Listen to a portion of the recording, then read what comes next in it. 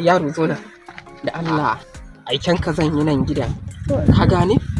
ka san ai Fatima na san Fatima ta nan gidan yawwa to ita nake so ka kirawo mu ka gane na gane in ka je ka ce Alhaji Sani ne ka gane daga birni na zo ka gane Alhaji Sani ne daga birni ne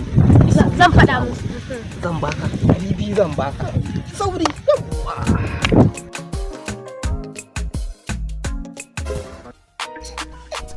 wallahi yayin ka ban mariya ta ga an sa wata rana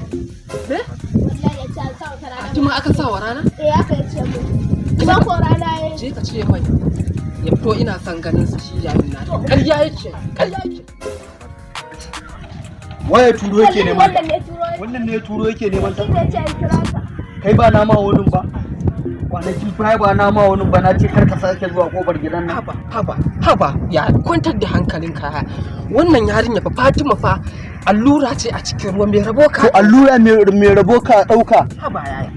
yarinyan nan fa an sa mata rana fa na amma kuma da alkhairi na zo fa ba to so kake ka mai da mu kananan mutane kwantar da hankali kananan mutane kake so ka mai da mu ba batun kananan mutane to yanzu kudi za ta ci abin za kenan ankon maulidi ankon biki ankon suna ba abin da ban mata ba oke yanzu zuwa kai abubuwan da kake mata zuwa kai mu biya ka kenan dan bagara zan da suke siyarwa a bakin titi ban kwanaki da jari ya kariya ni fa na dora ba fa muka zo muka nemi alfarman ka muka ce kai mata ba fa kai ka san ni abin da na kashe kai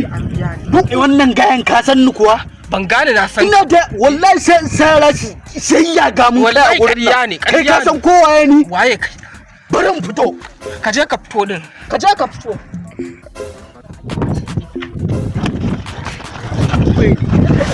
kai baka san kai wuri ya audu baka san waye audu ba ya wuri ya mata kai ka baka dan Allah kai ya Allah ya audu da asad asad